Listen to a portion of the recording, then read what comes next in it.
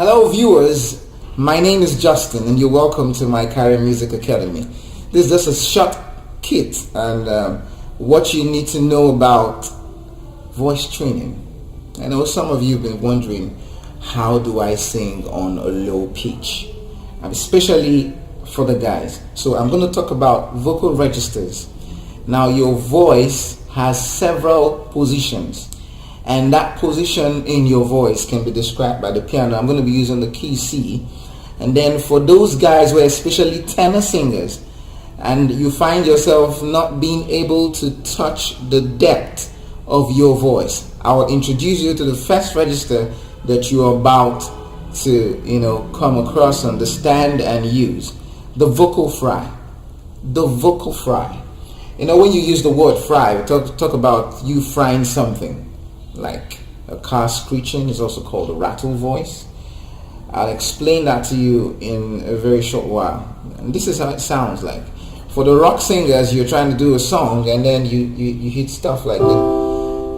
I can. That's as a style. The vocal fry is both a style and it's also a register. Now let me show you how it is.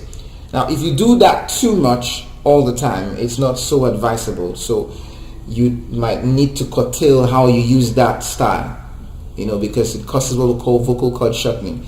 Vocal cord shortening simply means you lose flexibility and expression for the usage of your vocal cords. So what you simply need to now do is reduce the usage of that. And then there's another form we also use that when singing. If I'm singing a song and I'm going, I can believe. So you can see that use of that fry on the under.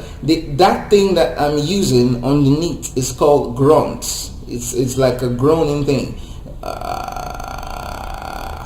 Now most of us use this unconsciously. Sometimes you don't even remember. It's a beautifier, somewhat kind of an embellishment. Now let me get down to the real point for those of you who are anticipating, I need to touch my low, and you want to touch a low and it goes a little bit off. Let me help you by doing this. Now watch this. I'm on key C and I'll be going down to the first octave, which is here in my C1. Now basically all I need to do to get down to my low note is go from a chest voice. For the man, your chest voice is your talking voice. So I can go, don't you yourself on me, redo. Don't you yourself on me, redo. You can see I'm talking with my chest voice and it still sounds that way.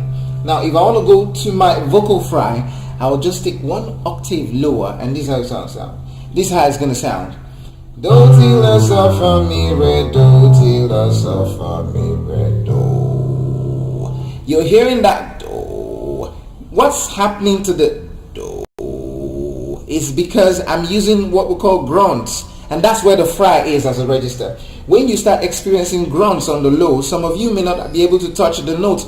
Do not avoid the note. Don't say it's too low. Even if you're a lady and you have some good depths in your voice, you use what we call grunts to touch it. So I don't talk with, I'm going to sing, try and do some kind of singing with that now, without the piano so you can hear me clearly. Stuff like this. I believe in you. Now, you see, I believe. You see, that sound is what I'm using to sing that note.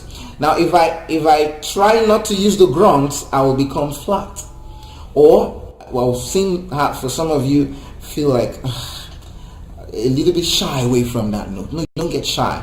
There's something called grunts, and it's underneath on that low in your voice and your vocal cords. You need to touch the grunt. You use the grunt to spell the note. It's like you putting your pen on the paper, and the tip of the pen is what is touching, that paper, the piece of paper. So you cannot write if that stuff is not sharp. If the tip of the pen is not that sharp, for the pencil that you use the eraser to make it sharp. So I use the grunt. That sound is what we call grunt. But when I do it on the low, that's a vocal fry.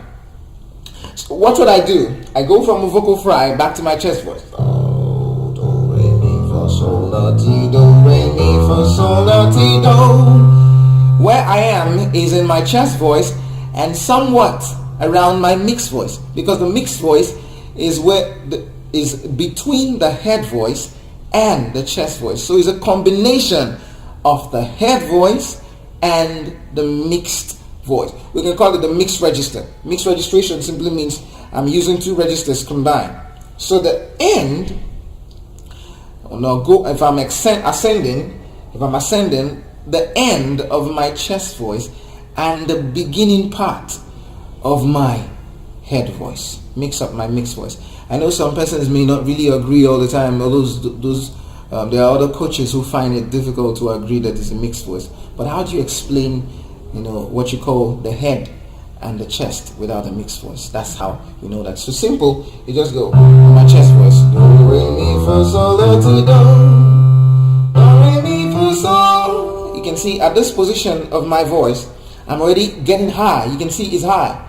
So la, ti. And that movement hits a falsetto. That doesn't mean that I cannot actually proceed there, but it's going to sound way higher. Now see what I'll do to tune up my voice. I have to tune up that sound. So when I get bound to my register, the vocal fry. Do, re, mi, fa, sol, la, ti, do, re, mi, fa, sol, la, ti, do. Do, re, mi, fa, sol, la, ti, do, re, mi, fa, sol, la, ti. So you can see that sound that it made. That is at the end of where my falsetto begins to produce a whistle. Now I'll take you back on another particular class about the whistle voice, but right now this is more important for you to understand that the use of your depth, for those of you who are tenor singers, I'm not talking about the bass singers, those are baritone singers, but for those of you who are tenor singers, and including some of the ladies like the altos in the choir, what you use to hit your depth is your grunt. My name is Justin Music. See you right back.